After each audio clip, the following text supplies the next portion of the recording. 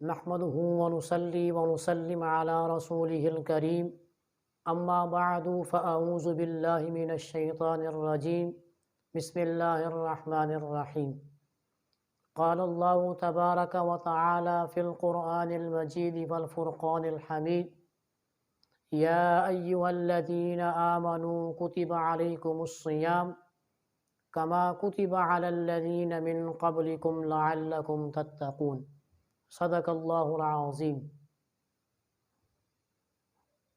آج کی ویڈیو کے اندر ہم کما کتب علی الذین من قبلکم کے متعلق بات کریں گے۔ اس سے قبل والی ویڈیو کے اندر چونکہ آپ سے وعدہ کیا تھا کہ ہم آنے والی ویڈیو پہلی امتوں کے روزوں کے متعلق پر بنائیں گے، تو آج کما کتب علی الذین من قبلکم کہ جیسا کہ تم سے پہلے والی امتوں پر بھی روزہ فرض تھا، اس کی کچھ تفصیلی طور پر آپ کے سامنے بات رکھیں گے۔ تو دعا کریں کہ اللہ تعالی ہماری یہ ٹوٹی پھوٹی کاوش اپنی بارگاہ میں قبول فرما کر ہمارے لیے، ہمارے اساتذہ کے لیے، ہمارے والدین کے لیے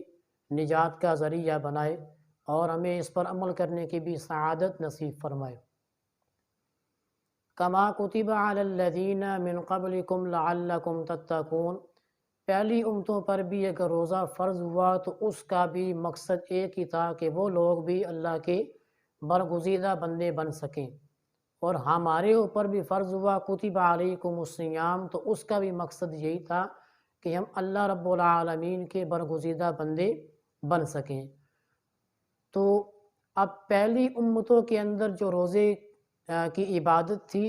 اس میں اور امت محمدیہ کے اندر جو روزے کی عبادت ہے اس میں ایک فرق یہ تھا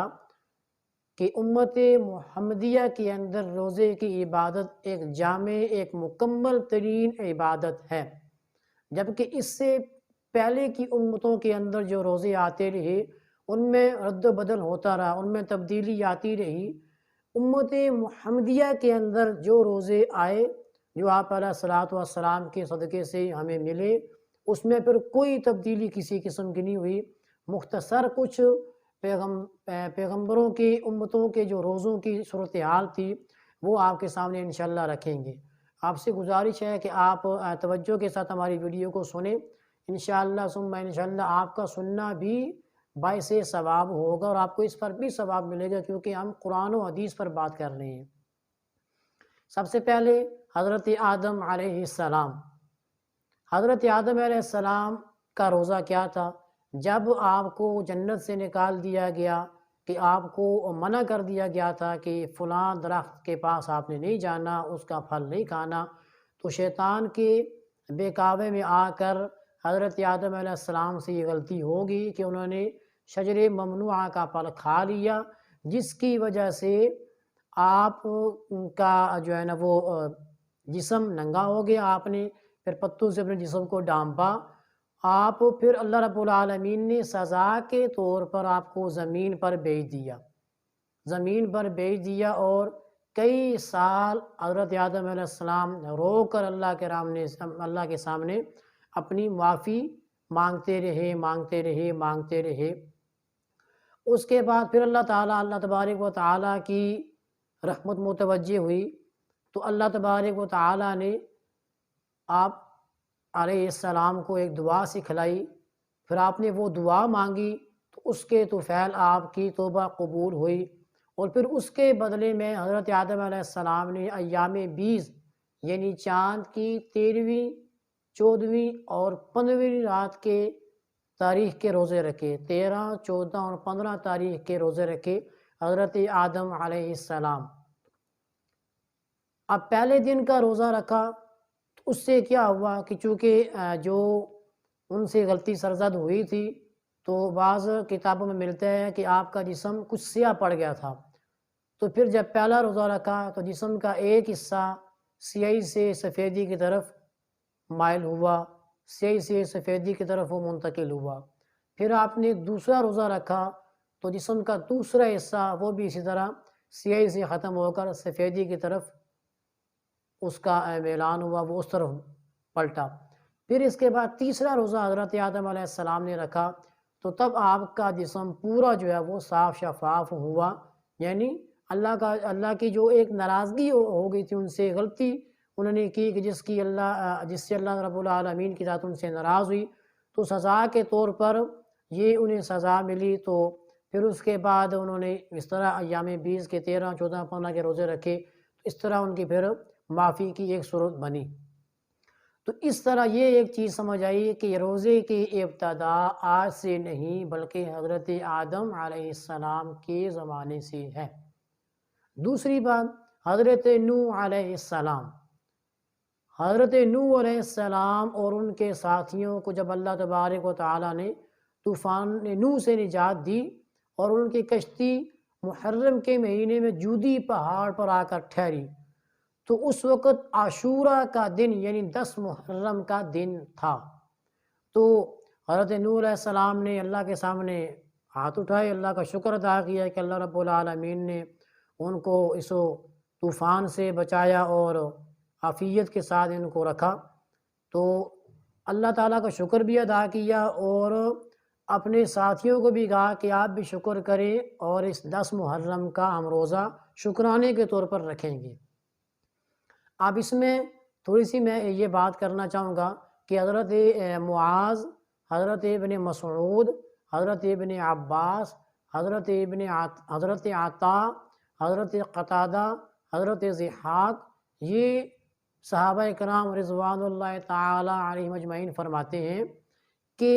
حضرت نوح علیہ السلام کے زمانے سے ہر مہینے میں 3 روزوں کا حکم تھا۔ نوح علیہ السلام کے زمانے سے مہینے کے 3 روزوں کا حکم تھا،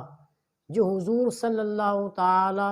علیہ وسلم کی امت کے لیے بدلا۔ یعنی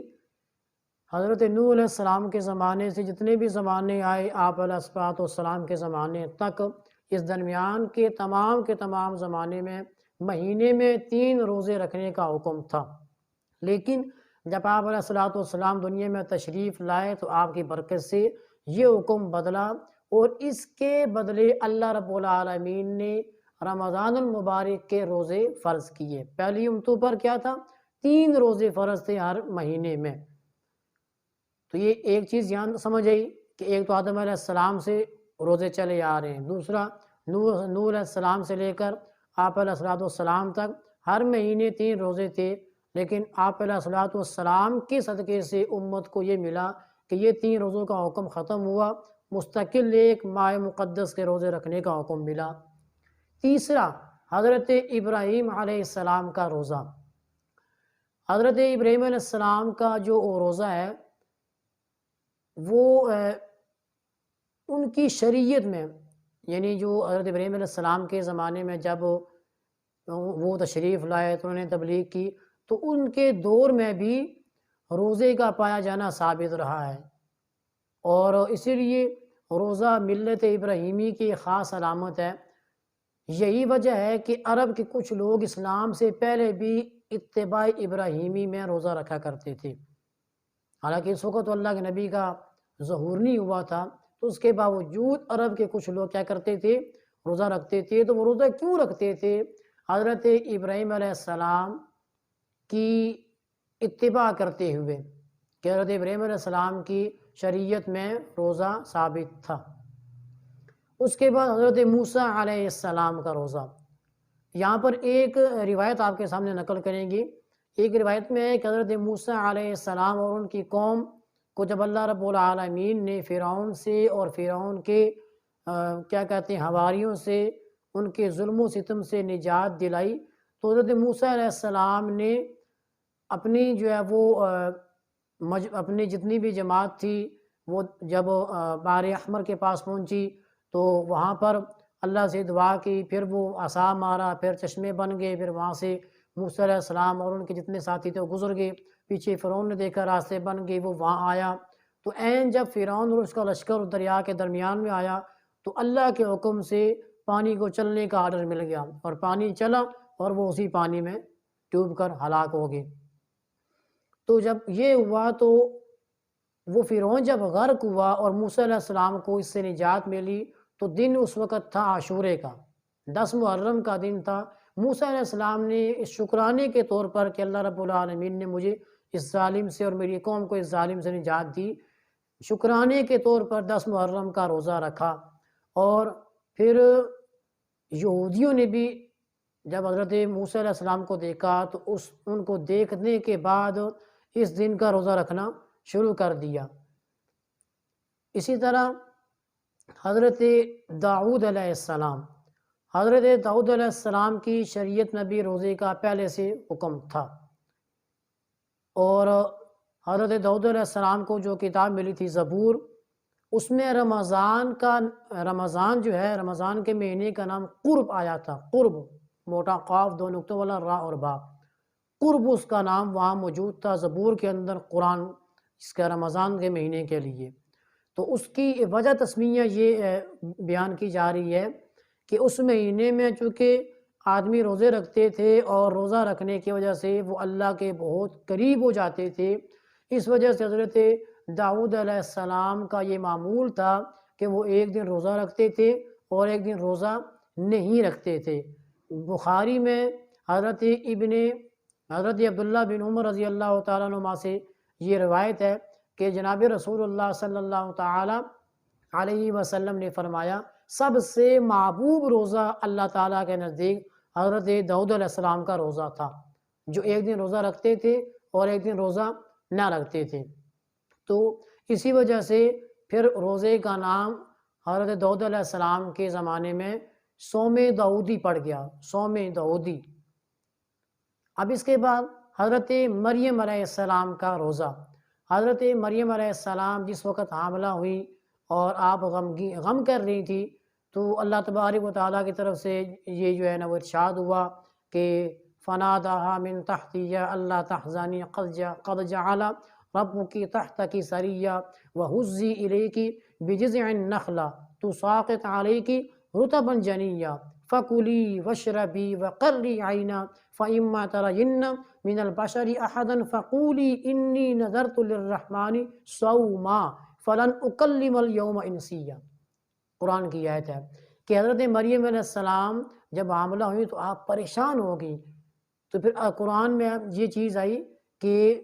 ارشاد ہوا کہ پس ہم نے اس تنے کے نیچے سے پکارا کہ مریم غم نہ کھا، بے شک تیرا رب تیرے پاؤں کے تلے ایک نہر بنا دے گا،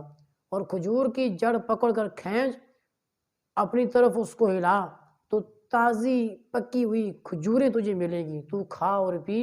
اور اپنی آنکھوں کو ٹھنڈا کر۔ پھر اگر کسی آدمی کو دیکھے تو کہہ دے کہ میں نے کیا کیا، آج رحمان کے لیے روزے کی نظر مانی ہے،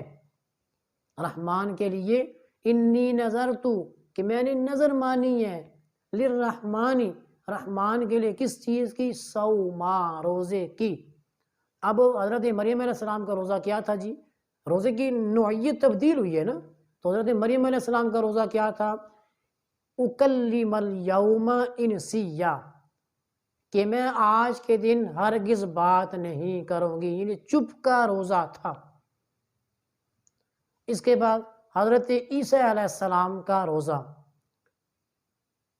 حضرت عیسیٰ علیہ السلام کا روزہ